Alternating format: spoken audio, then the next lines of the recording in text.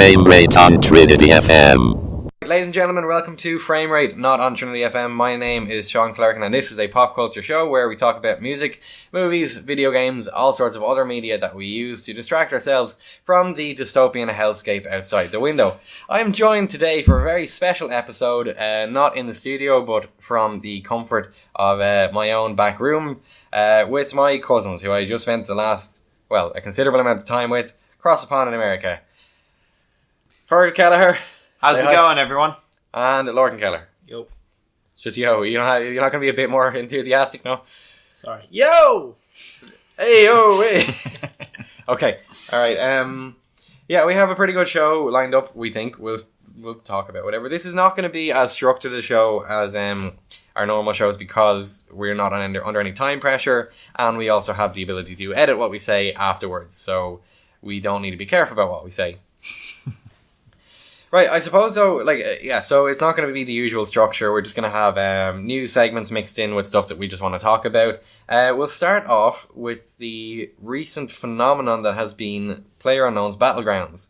If you don't know what this is an early access kind of, I would say, it looks like kind of like a mid-tier or AA type game, which has ballooned into one of the most popular games ever seen.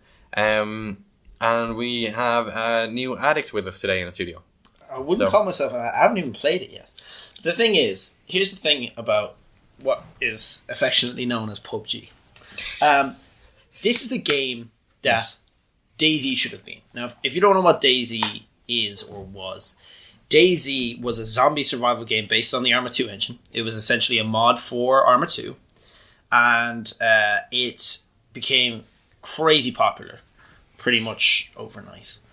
And a load of people were playing it. There was a bunch of different mods for it and stuff like that. And the vanilla version was fantastic. It was a lot of fun. But the reason for it being fun wasn't just because of the zombies.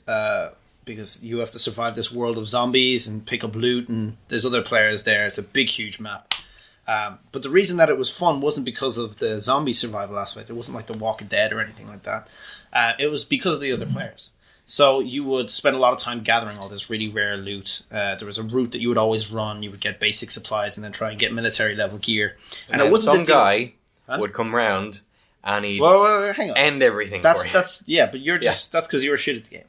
So I never had a PC and I played it. Okay, you need the wrong mentality, right? The point is, you would get all this stuff. You would get military grade gear, not to deal with the zombies, but to deal with the other players.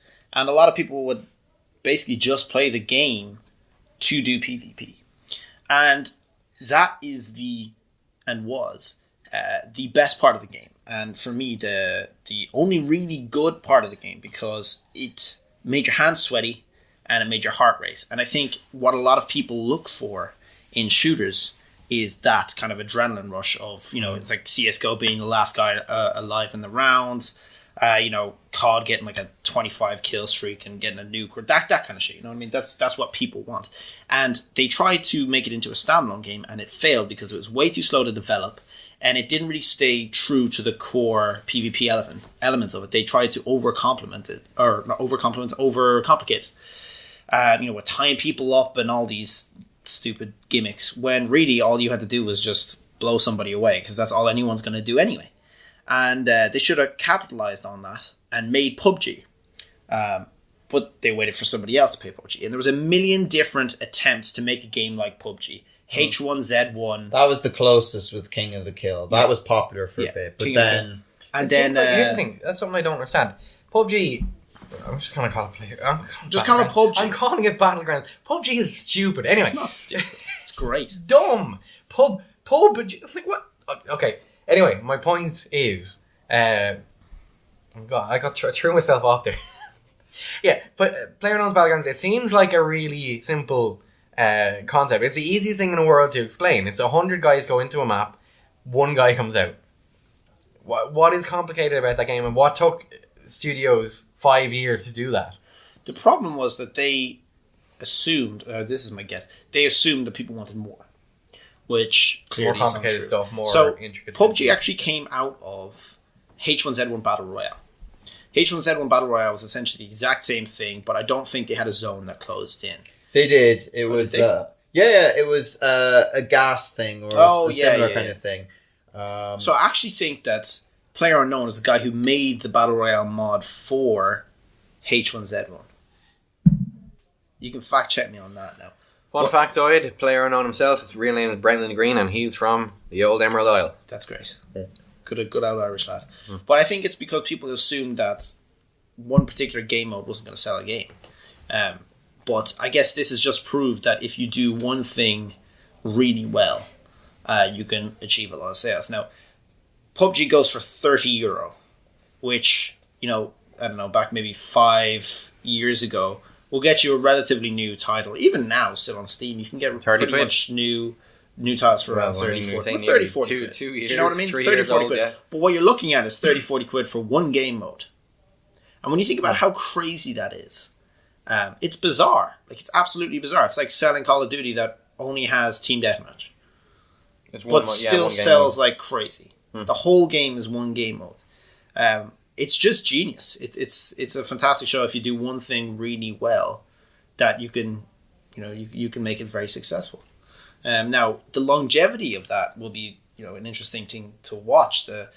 The player count at peak, I think it surpassed CS:GO on some days and things like that. Yeah, its highest so far has been 800,000. 800,000. Yeah, concurrent players, which is a lot. It's the second most concurrent played game ever. Almost a after quarter, Dota 2. Almost a quarter of the population of Ireland. Yeah, which is bizarre. A lot of people. It's brilliant. A lot of people on an island blowing people up. Yeah, I hope it lasts because it's it looks fantastic. I haven't played it yet, and neither have I. But it does look a lot of fun from what I've seen from walkthroughs for it. And the question is just whether or not that one game mode will, prevent the game from getting boring. And if they do add in another game mode, then what are they going to add? I think if they make another map, as long as they keep updating maps, that could be interesting. That's and the problem is with creating a map like that, you have to ensure that it's balanced and everything like that. And like it's tough enough to actually create one. Somebody was actually suggesting that they could create procedurally generated maps, which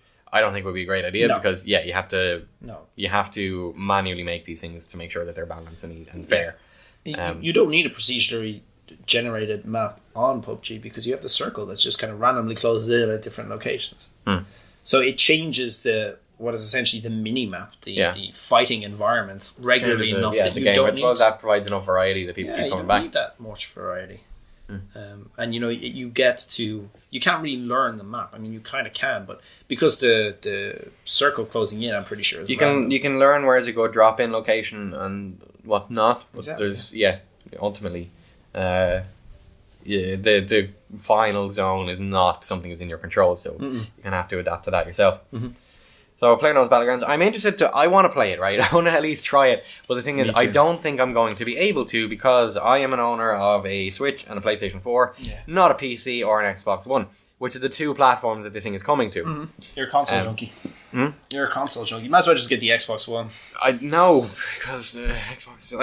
I don't need an Xbox One. There's nothing on Xbox One which is, enticing me to buy one. I mean, aside from PlayerUnknown's Battlegrounds, but that's it really. And even at this, I don't see myself investing a whole lot of time into this game because I don't like online shooters generally. There's been a handful of online shooters that I've actually gotten into. I don't get that personally, but I'm more of a story guy.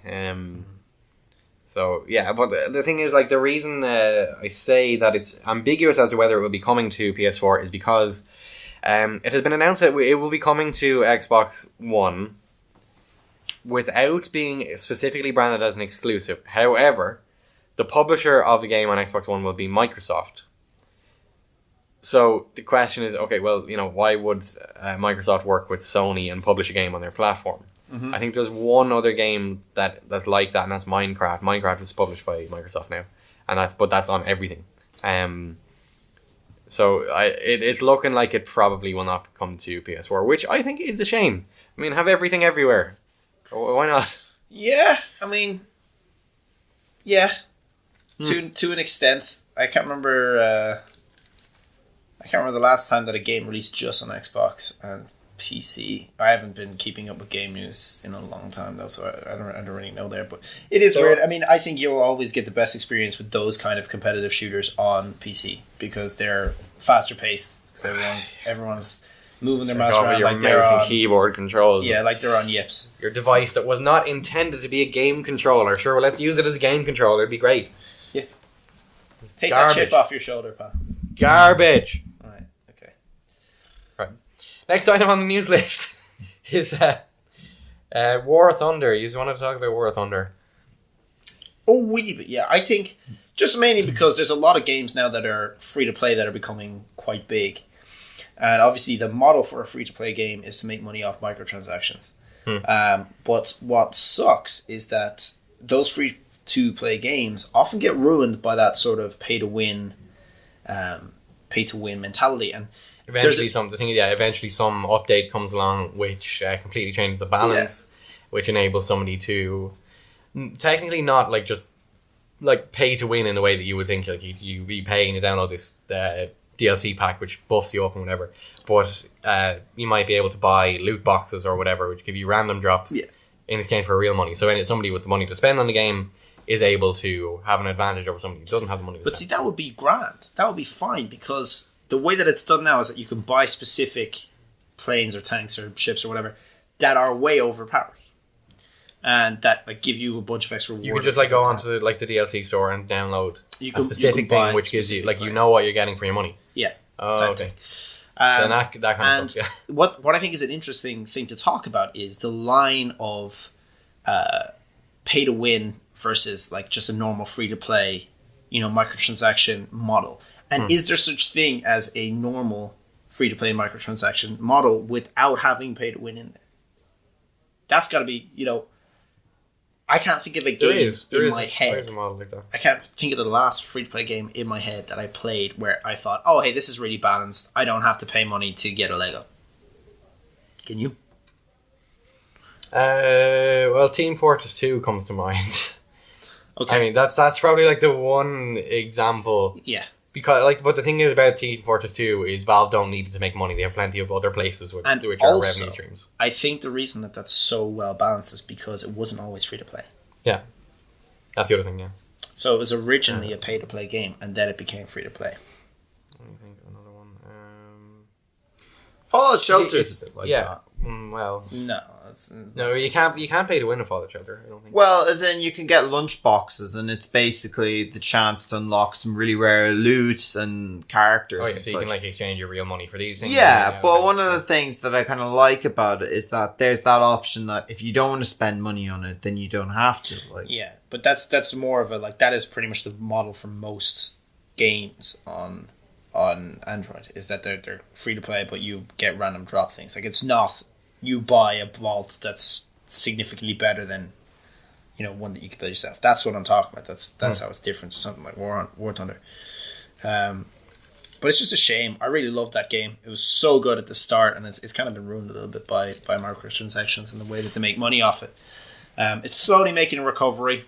If you haven't played it, you should give it a go. Just give it a go. It's fun to just play around in for a bit, even if you're not into online stuff, because it's kind of. And the other thing is like it's not. There's no investment. It is free to play, and it's on everything. It's on PS4, Xbox One, PC, whatever. Even if you have a low spec PC, you can run it on that because it doesn't really take a whole lot of. So if you watch Dunkirk or Fury, you're going to want to play War Thunder. So you'll have that little urge going on in your head.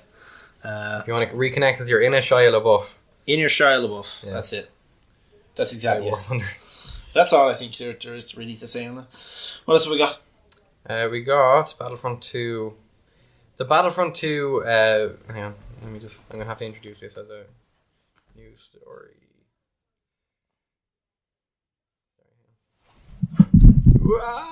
Okay. Solid. Is that... Careful. Is that still running? It could have switched off. Yes, it's still running. Thank God we can edit for content, huh? Check. 1, 2, 3. Okay, we're fine. Right. Okay, I think. Anyway, hang on. What do you mean start a new story? Yeah, we're not live, so I can just edit this bit together. Like you don't want to worry about it. Hang on. Battlefront 2 leak details. Okay, right. Yeah. Okay. So next item on the news list is that Battlefront 2 will have a public beta, and this news comes from PCGamer.com, which has reported that a Redditor by the name of some_info, who, according to VG247, is a reliable source when it comes to leaks, made a post on r/gaming detailing when and what the Star Wars Battlefront 2 public beta will be. Apparently, it will offer access to the skirmish mode and a strike map on Takodana. What the hell is Takodana? What? Nailed it. What the hell is Takodana? I've never heard of that planet.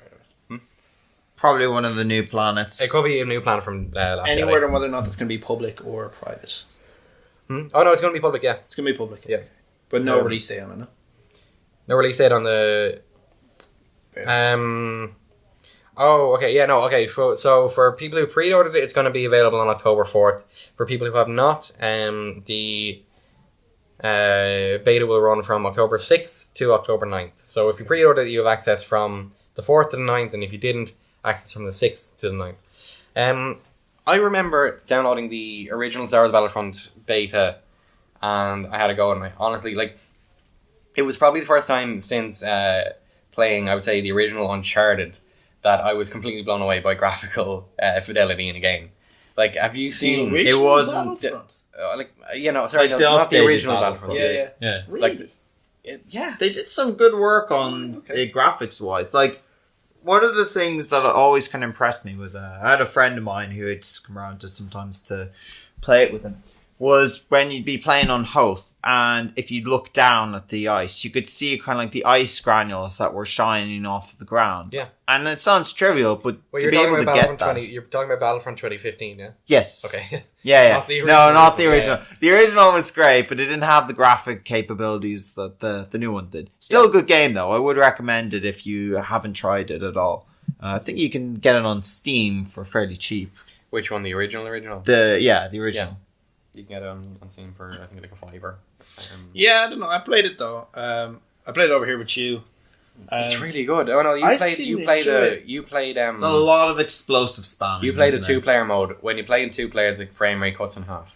So that's the one thing. Like, and I think you lose some graphical fidelity as well. I feel like with that game is a little bit too little too late, because the maps and the that I wanted to play and the stuff I wanted to do didn't come out until later. And things like, shooting, up rebels on the Death Star should have been there from the start, and they should have had space battles from the start. And I'm really happy to see that kind of stuff is in place in the second one already. We still don't know what the state of the space battle is going to be. Well, there's already gameplay out for it. Have you not seen the gameplay for it, no? No, they haven't released game. They've released gameplay footage of, I think, some like aerial and ground. No, like, there's simultaneous footage of battles. the space battles. Of the here's the thing: can you board the ships, and can you go inside the ships, and You can go inside. You can fly inside the ships. So you you can can't. fly through Is the it like ship. the original? Do you remember the original second Battlefront? Yeah. You could No, you'd it's have not. like You can't a land siege in match. What? You can't land in there. That sucks. I don't Why can't you? Why this is what people just want the From original. what I've seen, I don't know. But there are some What do you pretty know? insane stuff. Like you can still attack the ships. There's smaller ships. There's corvettes. So there's the blockade runners in it. You can blow that up and stuff. So it seems like an advanced version of the space battles without the boarding. Now, whether or not they're going to implement that boarding is a real question. Because that's all people want. Of course, Like, but that's I not. don't all. understand. That should have been in it from. Like that's the one thing I was looking forward to from, I say the original Battlefront, but like 2015 Battlefront was, because like that was my favorite mode in Battlefront 2, the original Battlefront 2, because Space battles. Yeah, the space battles where you take over your ship, and to not see it there was not great, because like, can you imagine doing that with that kind of graphical power? Yeah. Like that's what people want. But what I'd say is just look at the space battles for Battlefront 2. It looks fantastic, and even without I don't the deny it looks shipboarding- fantastic. Like even the original looked fantastic as well. I don't mean So- graphically wise, just it terms looks mechanically, very fun, and it's worth a look. And even if they don't have the siege thing, which that's gonna be disappointing because that was a lot of fun.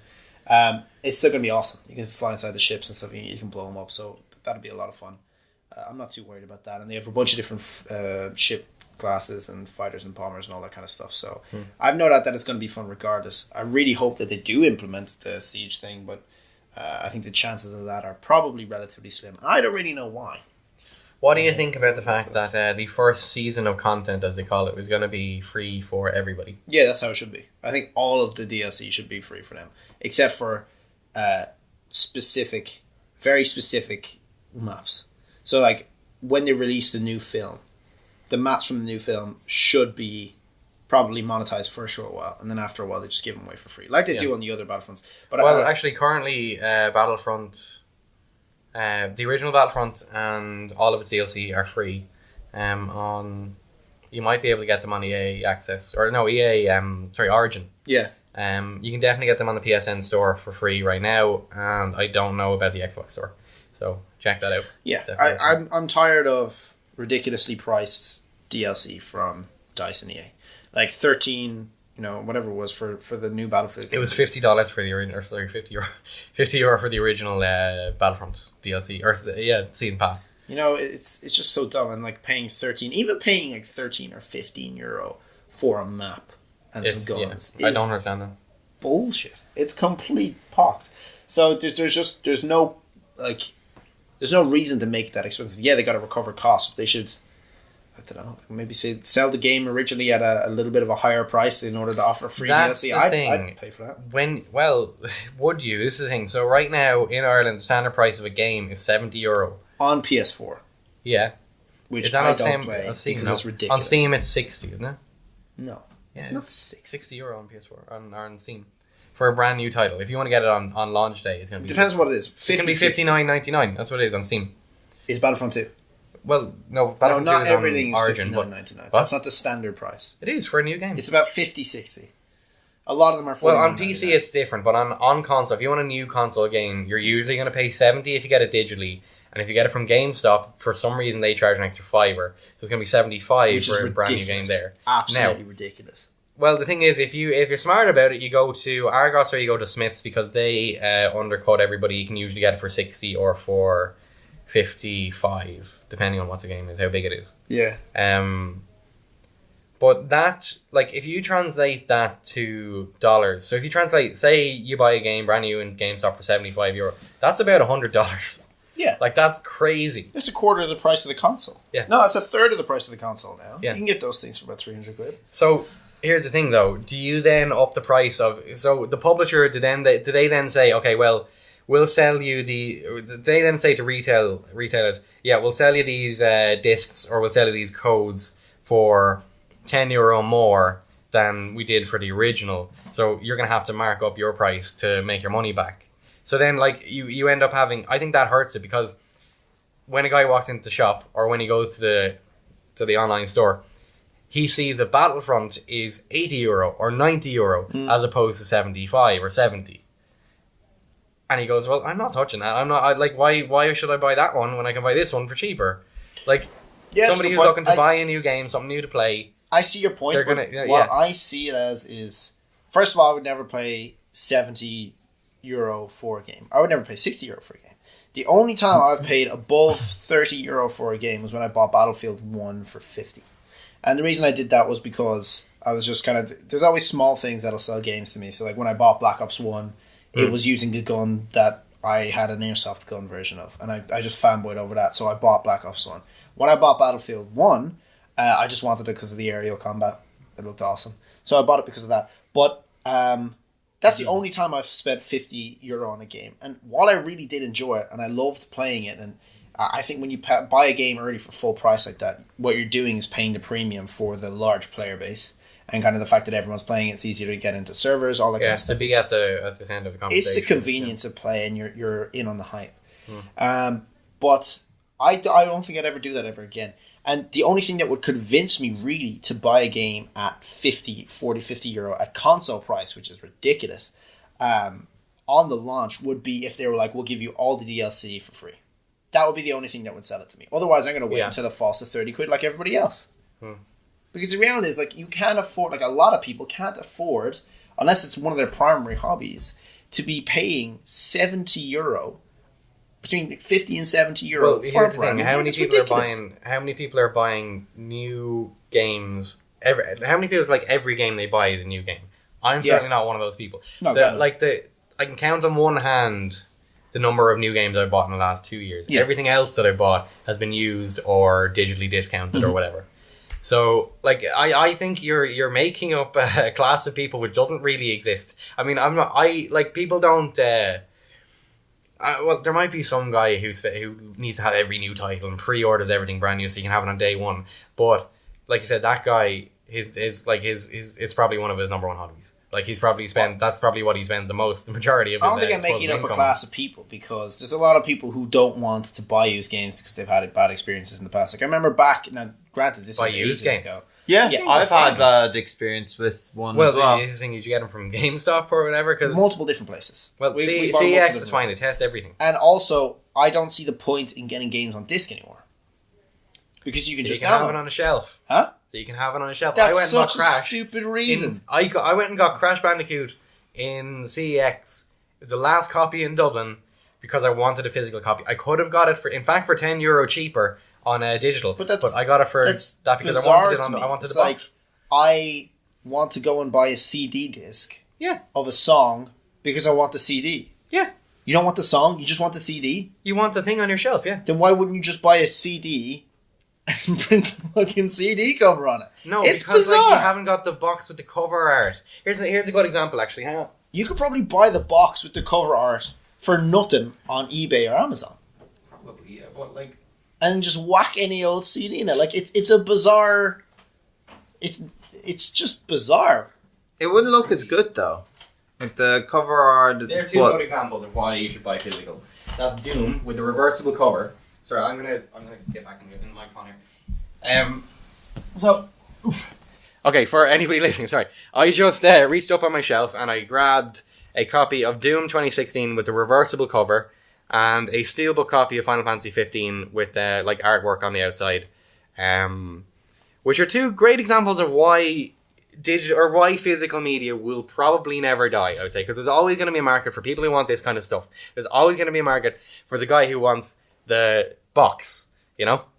And I'm that guy. Like, I bought 2 Kingdom Hearts games as well, like, and also for discounted prices, but whatever. They're like all of the Kingdom Hearts games thus far, I have them on 2 discs there. It's like having a record collection, you know? It's like this thing you want a complete shelf. Yeah, so, but I disagree with the fact that you're saying that people will always want a box and that'll never die. I didn't say people will. I said there's always going to be a market. There's always going to be a market for it. I'm not sure that there always will be. Mainly because I think you buy these boxes out of nostalgia. Because at one point in time, this was the only way to get games. And then you had a massive collection on PS2. And then you wanted the same thing for all your other console games. That's what I think it is. And that's where that came from. And it's the same reason that people, have a vinyl record collection.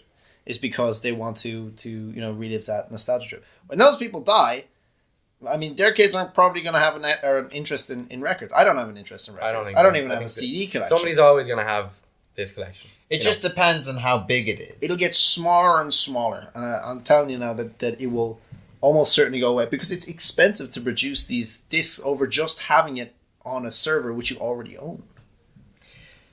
The other thing that you're refusing to acknowledge, actually, or not that you're refusing to, I don't know, are you aware of this, but often a digital game will be more expensive than a physical game a lot of the time, especially in this country. I remember Uncharted 4, when I went out to get that, actually that was a rare example of a game that I did get when it came out brand new. I got it from Argos for 55. Digitally, they were selling it for 75 for whatever reason, because it was a first party Sony game. So often, in this country anyway, you will always get, for new titles, some retailer selling them physically for cheaper than digitally. On console. Yeah. Now, see, the thing is that we're talking about completely different things here, because on console, the reason that it's almost always more expensive when you go digital is because you can only buy from one person. Well, you can only buy from Steam. You can only buy from Valve. No, you can't. You can buy from Kinguin. You can buy from GTA. You can buy from GOG, yeah. You can buy from a bunch of key stores which will sell it for way cheaper. So you're not locked in, which is why the prices are. But then you have okay, well, what's my Origin password? What's my GOG password? What's my Steam password? Oh my god! I don't like that. I was like, it's all there, right? And if I want to sell that collection, I want to sell any one of those discs, I can just sell them. That's the only upside I see to physical media is that you can sell on the games. But I think people are less and less, inclined to do that whole selling used games now, specifically on PC because everything's all digital anyway. I don't know if you still buy and sell games on the thing. Like when you buy a game, you seem to usually keep it anyway. I can remember. I generally do actually. Yeah. So you're not one of those people, which you can't really back up that argument. I don't know if there's a huge. Well, I mean, you buy used games, you just don't sell them. So someone is selling them. Yeah. But the thing is that, like, I think that if, say for example, if Steam had the ability to sell games. I wonder how much money they would make. If they just took 5-10%. Well, if you could sell a game from your library and get rid of it from your library and give it to somebody sell a key back or whatever, yeah. And they took 5% off that sale for whatever you sold it for. They would make a ton They of would money, make a lot of money. I don't know, is that legal? Is it That's like, a good point. You're buying a license, that's the thing. I don't know if that license resellable. That's a good point, yeah. Because you... Well... Unless the company maybe had, like, a service within whatever site that you were looking to sell to that you could sell from there. Maybe there would be kind of ways for them to gamble that, but in a sense, if it was within their license still, you could try and sell on the games that way. Here's an interesting idea, because a lot of the argument for paid DLC is that they're trying to recover costs of the game or keep making money from the game over time. What if they would allow you to resell the game at a minimum price which would be set by them, which would have to be like something reasonable, but the actual price would be negotiated by you, and they just take 5% off whatever you sell it for. I think that's an interesting concept, because if you take for something like let's say that you could get Battlefront in Steam. Let's just say that you could get Battlefront in Steam, hypothetically for a moment, right? If you have Battlefront in Steam and they made all the DLC free, when you got bored of it, you could sell it to somebody else for, let's say, at a minimum, maybe €10, and then whatever the hell else you want. So if you do sell it for a tenner, and they take 5 of that, right? How many people... It does not take that many people for them to recover the cost of whatever the DLC they let go for free, given the fact that most people have already paid for it, though, just by selling on the game to somebody else. Publishers and developers don't make money off used games, even physically. Yeah. So why? Well, they don't make why money should they off be it. able to make money off digital reselling then? If it was an incentive for them to make DLC free, and they made money directly from the resale of the game. So Steam That's takes... interesting. Like, I don't. You couldn't do that with Steam because you're working with a whole bunch of different publishers. You could do it with something like Uplay or Origin, because it's just it's a store for one particular publisher. They make their own rules there. I mean, they could do that. I don't think it would work on Steam though. No, there's too many people. There'd be too much red tape. But I would very much, use Origin a hell of a lot more often if it had a unique function like that. I wonder if that's ever been... It probably has been considered. I'm sure some executive somewhere threw out that idea. Yeah. Okay. We should probably move on to the next topic. All right, interesting topic about used games, even though you're both completely and utterly wrong.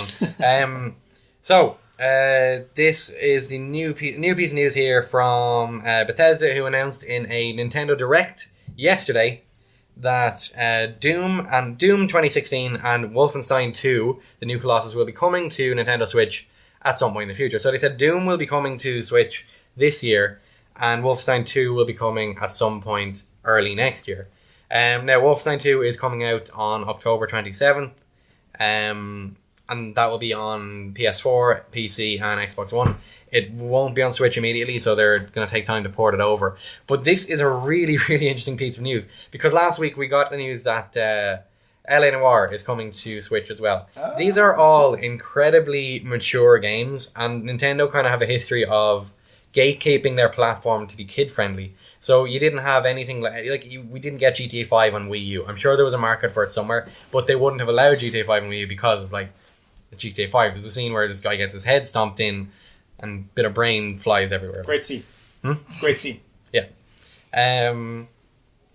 It's interesting. What do you think about that? Do you think Nintendo are finally saying, okay, look, if we want to prove that we're still a games company, we need to actually, have games on our platform that people want to play that we don't make? Or what do you think this means Nintendo are doing? Well, that's not proving that they're still a game company. Everyone knows who Nintendo is. They don't No, need to they're not. prove- They've repeatedly identified themselves as saying they're a an entertainment company. They rarely say that we're in the video game business. They don't like to say that. But what they say they are and what they actually are is a different thing. We know Nintendo as a game company. When have you ever heard of Nintendo as a what? Well, they make actual amiibos. merge. They make tons of merchandise. They make the NES and Yeah, but what is SNES that Mini. merchandise of? Kiddie stuff like there's Mario, whatever, like From a Star game. Fox. From a game. It's all merchandise of their games. Yeah. You don't It's hear not just them random like going merchandise. for films or anything. Yeah, like they that. don't. You know, they But don't. everything they do is kid friendly. Like Nintendo is not going to make a gritty 40s I know, noir but thriller. that's not what I'm saying because they're not making that. They're just porting it in, right? So I they know, are a games company because their merchandise is of their games. That's what it is. Yeah, they do other stuff. They make other stuff, but everything is of the games. So everything comes from this one point. And guess what? That point is their games and their consoles, and that's where everything else in their business comes from. So they are a games company in my mind. They make a bunch of other stuff that is a physical interpretation or a physical object from or of one of their games, right? The fact that they're bringing in these other titles, I think means that they're trying to capture a wider market because the big problem with the Wii U wasn't the big problem with the Wii U that there wasn't enough games on it. Well, wasn't enough interesting games on it. There's a lot of factors led to the Because failure of the Wii U. This is the exact same thing that happened with the PS Vita. Now, the PS Vita Don't failed. you talk shit for a second on the Vita. You calm down. You bought one and you think it's the greatest thing in the world. But the It's reason really the Vita good. failed is because there's actually a really good extra credits video on it. Yes. On YouTube, if you want to check that out. They're awesome. The reason it failed is because software sells consoles, not hardware. And the Vita was a fantastic console. Bringing a handheld bit of hardware, console. It was way ahead of its time. It had great hardware, great graphics, nearly PS3 level graphics on a lot of its games. But it was too expensive to develop for, and no one was developing for it. So it flopped. It just womped completely. And I think that's probably what happened to the Wii U. Now, I don't know exactly. That's just my two cents on it. There's a marketing issue with the Wii U as well. I mean, they decided to keep the Wii name and logo and just attach a U to it, not marketing it as a new console, but rather like trying to piggyback Make off the it an success of the updated- Wii U. Made people think that it was an accessory to the Wii instead of an actual new console.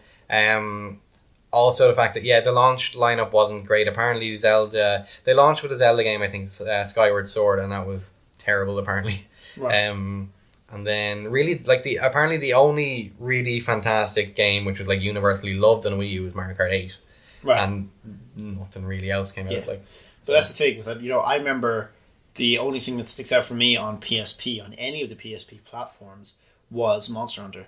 And that's just because I got into it at a very young age, and it's always been like my nostalgia trip game, and it has been for you as well. Yeah, especially when we got on PlayStation 2, and Yeah. it just started from there, which, speaking of, I know this is going a bit off topic, but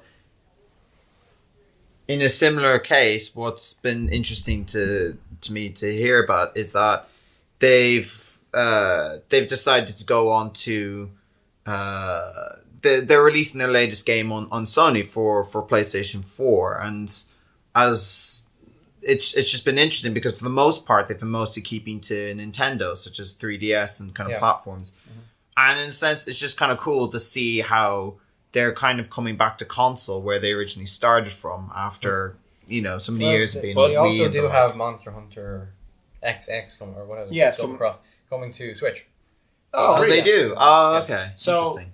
it's but just bringing it back to what we were talking about Sure. there, like we bought Nintendo 3DSs for Monster Hunter, so we bought it specifically for the game. And anytime I've ever bought a console has been specifically for a game. Now, I think that's kind of what they're trying to do with the Switch, because the Switch is super convenient. It is a very innovative design. It's awesome. It's very easy to pick up and play. You can get multiple people involved, but all the games are family friendly. So what if you want to have all that party play capability with the just bear with me for a minute, sure. all right?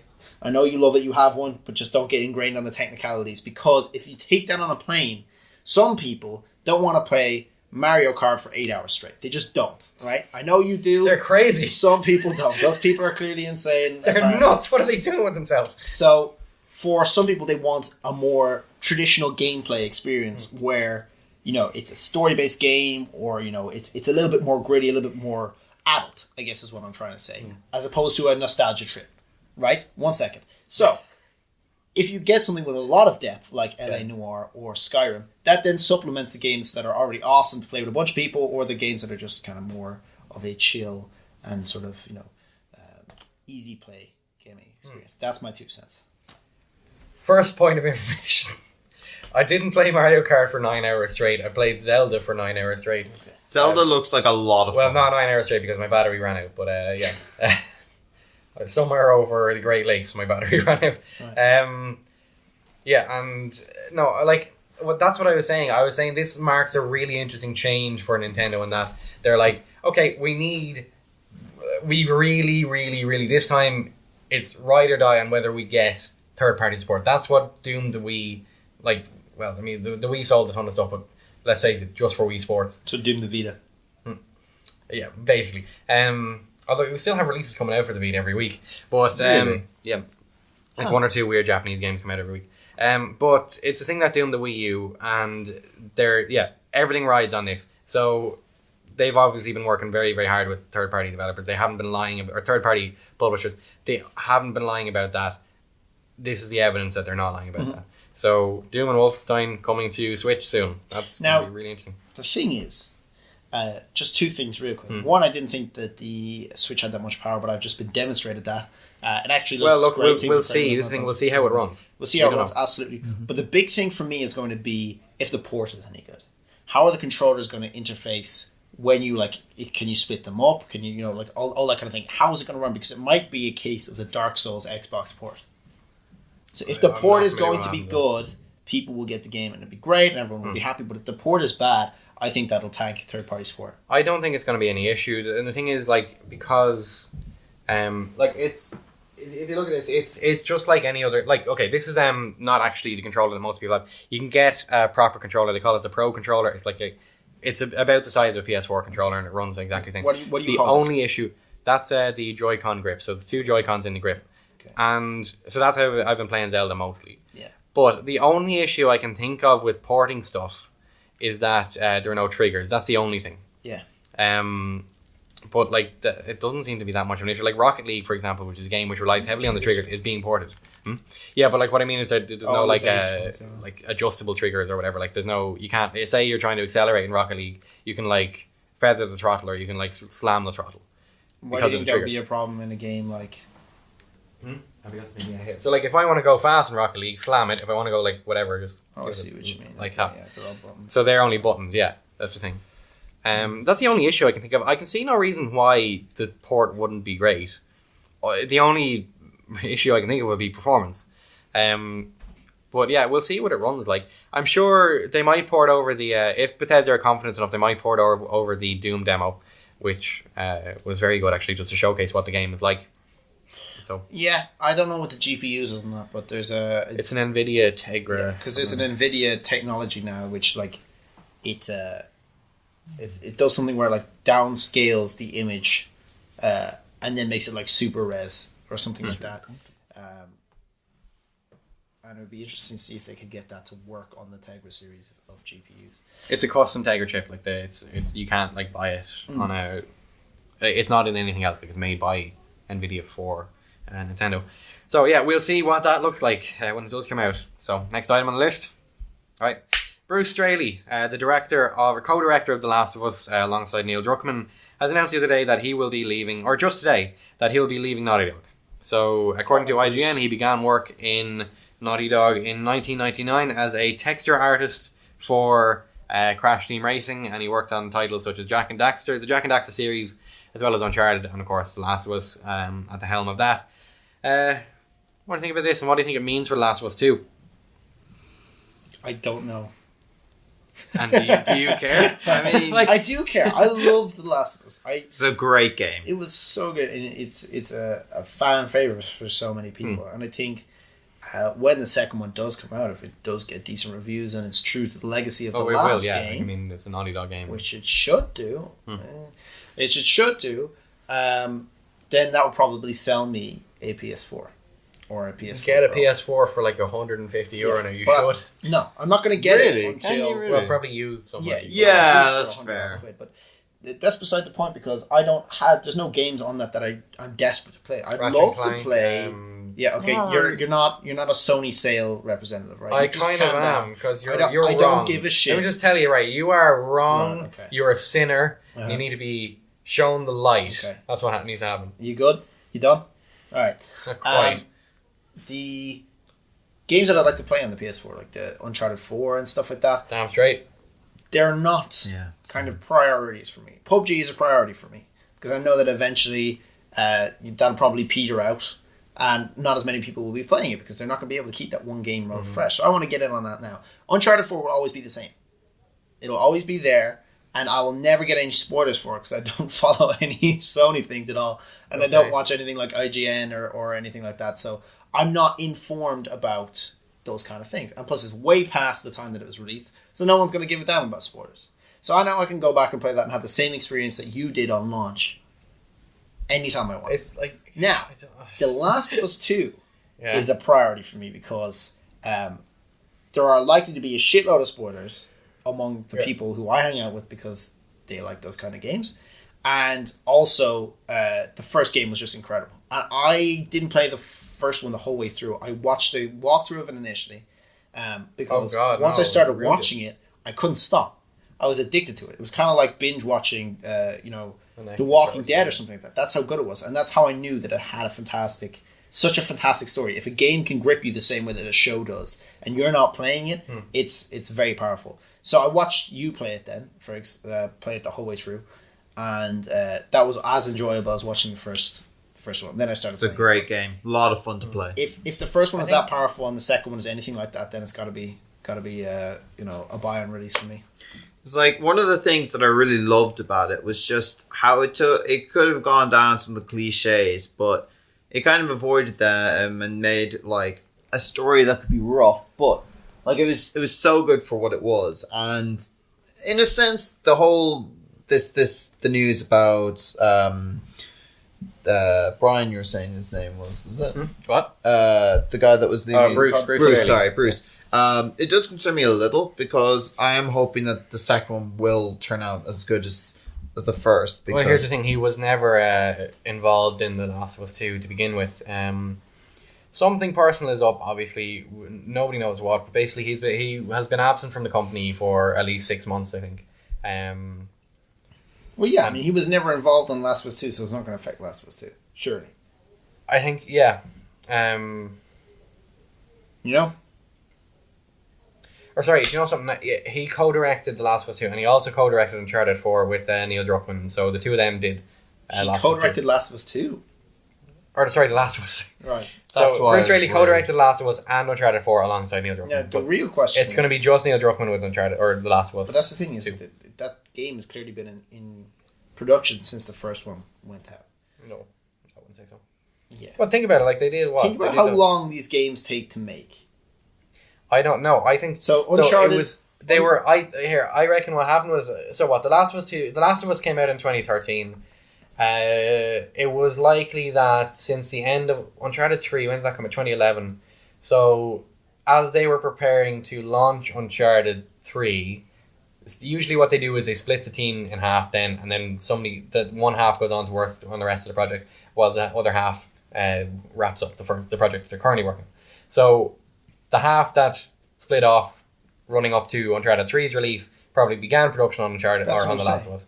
And then as The Last of Us was preparing to release, split up again, that half went on to prepare Uncharted 4. And during the run up to the release of Uncharted 4, split in half again. Right. Now the whole studio is all hands on deck on The Last of Us 2. For sure. Yeah. There's no other project. Yeah, for sure, but it's a case of whether or not they actually legitimately split in half at the end of it depends on every studio, but that's usually what happens. I'd say someone was working on concept design for Last of Us 2 after or running up to the release of Last of Us. Yeah, of course, yeah. So that game that's part of production. So that game has been in production since the first one released. Mm-hmm. So a large part of what I assume to be, the character of that game and basically a large part of that game in general would have been done when he was still there. Now he is leaving or has left. Left yesterday. He left yesterday, and I don't know when that game is scheduled to come out. there was no release date. So my money is on August, or sorry, not August, autumn of the coming year. I think you're Now, mad. You think I'm You're mad. nuts. You're You off your think I'm rocker. Off my rocker. And you think 2019. I think 2019 at the earliest. 2019 at the earliest. Yeah. My money is I feel quite safely on autumn 2018. Bear in mind, Naughty Dog just released a game like 2 weeks ago. What was that? Uncharted: The Lost Legacy was a. They released this. Yeah, it was supposed to be a DLC for Uncharted 4, but basically they ballooned into a bigger project, and it became like its own like mini. Like, it's not a full game; it's about 12 hours long, which is long enough to be a game. It's just not the 20 hours or whatever Uncharted 4 is. So yeah, like, they just released a title, so I would say you're going to be waiting a while. I don't know. I think you'd be surprised, and I probably will be too when I'm wrong. But yeah, I don't know. I feel like a lot of the work that needed to be done for that, in terms of what the story is going to be like, the storyboard, the characters are going to be in it, who the characters are going to be played by. A big part of that is going to be who they select to play the parts of the characters and stuff like that. All that important good stuff. I feel like a lot of that will have been done and has been done by the time that he's left the company. I think a lot of the stuff that's left to do is making all of the concepts happen. And I really don't think that the company would just let him go mid-project. No, he didn't get let go. He decided to leave. He walked out, but he was probably on a contract working for them. I don't think so, no. He was like a full-time employee, yeah. Well, I mean, he's there since 1999. Huh? So, yeah. What? You reckon he just gave his 2 weeks notice and walked out? Probably. I mean, this is the thing, like, we don't know what is up, but he has, as I said, been absent from the company for 6 months. He hasn't been coming into work. Like, but if he's been there for 18 years, 6 months is a long time. I don't know. I feel like someone who's put that much effort and kind of love into a game like that, which shows through the actual game, wouldn't just kind of like drop it all, and then just kind of write it off and disappear mid-production like you probably want to. I reckon what's probably up is either some personal stuff, or he wants to leave and do something else, do a different company. So we might hear about him setting up his own indie studio or something. Yeah. We'll keep an eye on that anyway. Best of luck to Bruce. Best of luck to Bruce. Best of luck to him. Right.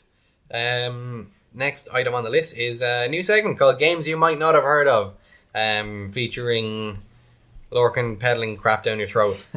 So, you want to tell us about this game that you never heard of before? Yeah, I'd love to peddle some crap down your throat. So, what I'm peddling today is a game of a genre that's very unusual for me, because I'm your kind of typical ADHD millennial gamer. I like instant reward, and I don't like putting work into anything to get my entertainment. But it is a text adventure called 80 Days. And 80 Days is a very interesting game because it is obviously, based on the theme and the story of Around the World in 80 Days. So guess what? You have to get around the world in 80 days. It's set in a steampunk universe, which is not up my alley at all. And so initially I was like, oh man, this is some serious weeb level shit right here. And it's kind of hypocritical for me to say that because I play Monster Hunter, but I'm going to go there. So, it's set in that steampunk universe, and it follows that story. And the story is told from the point of view of the guy's servant. And that's who you are. And you have to get around the world in all of these different routes. And every time you go to a city, you can find out different routes by talking to people on the way over, whatever mode of transport, be it hover train or airship or otherwise, that you chose to get on.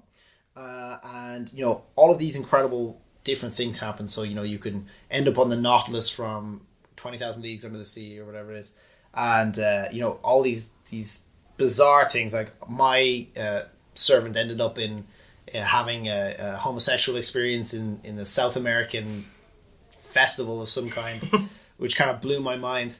And so your resources are money, the master's condition, and then you have all these different items that can like sell for a good amount of money in certain places. They're commodities in some places, otherwise they're not very useful. You have a small amount of suitcase space, and some of them can be useful to the master as well.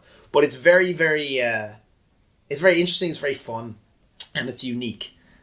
in everything, and I feel like it's got a lot of replayability. It's great for a plane journey or just kind of a long journey. There's a lot of reading into it for people who like reading. I'm not big on that. I end up just skipping a lot of it, put my hand up there, and own up to that one. But I think it's a great game, and it's worth a look. Virgil, you got some crap to peddle? So something along that lines. This small little game. I think it's starting to come a bit more of its own. Airships Conquer the Skies. I've seen playthroughs for it. I've yet to play it, although I've got the game. It's kind of like this it's 8 bits kind of classic game where you can build airships or land ships if you want. It can be any kind of design, shape within reason, and then you can kind of go out and conquer the maps. And I don't know, it looks like a fun game to play because you can build you can build the airships any way you want within reason. There's no kind of set things, and there's mods, so it's up on Steam. As far as I know, it's cheap enough. So if you're interested, have a look at some playthroughs and see what you think, because it looks like it's a lot of fun to play for what it is at the moment. And where can you play it? Steam, yes. For maybe about 10, 15. It's a bit, but I mean, I think it's about 10 at the moment. I got it, I think, for about 10. So it's okay. What's it called again? Airships Conquer the Skies. All right. Okay.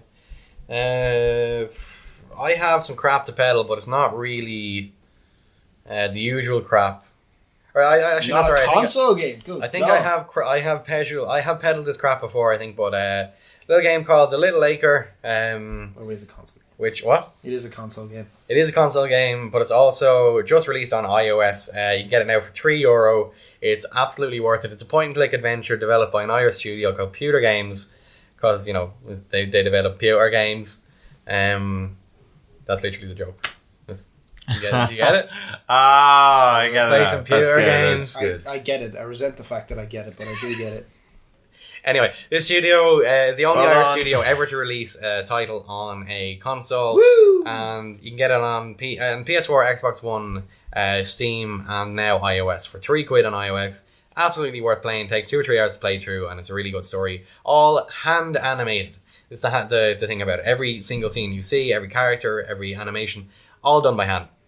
So it took them a long time to do it, but And the animation is good. it is very It's good. good animation. Like It's this cartoon style, but it's exquisitely done. one of the things that I interviewed the director for, or the co-director for the college magazine, which you can read at tn2magazine.ie. Shameless plug. But one of the things he said was basically like he wanted to get animators who had a real passion for the old stuff, like what they wanted to get into animation to do, rather than just sitting in front of a computer all day. They'd be literally drawing things on acetate paper. Is it? Yeah, like the see-through stuff, and then they'd be animating it all by hand. So yeah, check that out if you can. Anything else? So yeah, there's one more item on the news list if you want to talk about this. So the NES Mini or NES Classic Edition, Nintendo has announced that they will be creating another batch for shipment, and they haven't actually announced when that shipment will cease. So it looks like if you want one of these, you're going to be able to get it. Have you ever seen I was walking by a CEX the other day, and they had like 5 or 6 of these things in a window, each going for €250. Wow. Yeah. Wow. And you know what's funny is that I feel it's a strange move to make, because the market for handheld consoles, I feel, is kind of very Oh much no, it's not declining. handheld. You know what it is? It's a Huh? It's like a Raspberry Pi type. I've thing. never even seen an NES. I've You no never- fucking on an clue NES what it is. Oh, it's the NES old I thought it classic was- ones. Yeah. Yeah. It's John, a tiny my thing friend, about was it? like probably like half the size of this, but Yeah. it's about the size of a Raspberry Pi. You plug it into your TV, and it's like, however, there's 30 games from the NES loaded up on it already. 250 quid.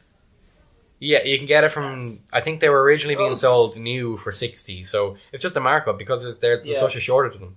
So Wow. yeah, It's got all the People are classic nostalgia Talk about games commodity. like Galaga and Ninja Gaiden and the likes. Sorry for cutting I was going to say the SNES Mini is coming out this year, although it looks like there's going to be a huge shortage of them as well. Interesting thing about that though is that one of the 30 games that are loaded on that is Star Fox 2, which was never actually released. Oh, wow. So if you want to, well, the ROM leaked obviously. You're Yeah. able to play it through less than legal means, which we do not condone here at Trinity FM. It's not Trinity FM. We do not condone this kind of behaviour here in my back room. But yeah, so if it's the only legal way to play Star Fox 2 is to get it on the SNES Mini now. So okay. Okay, I think that's our call to finish up the episode. So, do you want to finish it up? Sure. Thanks very much for listening, everybody. Hope to hear you guys very soon, maybe in another podcast. If you're around, by the way, we can have you on the show, like in the proper studio. Yeah, I'd love to. And I mean, if you guys would want to have me around for another couple of podcasts, please let Sean and the guys know. It'd be great to catch up with everybody. And just to be clear, Fergal, nobody is listening to this. There is nobody listening to this. All we're doing is talking to each other, but there's mics there. Okay, alright. Yes, okay, alright. Okay. Fair enough. I'd love to. We don't have an audience. No, okay. Okay, I'd love to. Thank you. Yeah, sure. Okay, so we'll be back during the year on trinityfm.com. You can listen to us every Wednesday at 10 p.m. or on our Facebook page, facebook.com/FrameRateTFM. Yeah, anything else you want to plug, or is that it? No, but your science podcast thing, is that happening? We'll see. We can plug the science podcast. If and when that does happen, I'll plug it. Don't worry about it. Plug the science podcast plug right here. Yeah, but in the meantime, by the way, you can read my incoherent ramblings on tn2magazine.ie or pick up a TN2 magazine copy anywhere around Trinity campus. This month, my feature piece is on the boom and bust history of Nintendo, the relative success of their consoles versus the failure of for the last 15 years. So I analyse what made the GameCube moderately successful, what made the Wii like a lightning in a bottle, what made the Wii U complete disaster, and what made the Switch like it seemed to be the dawn of a new revolution. So check it out. Do check that out, tn2magazine.e or around the campus. So this has been Frame Rate, not on Trinity FM, but from my back room. So we will see you during the year.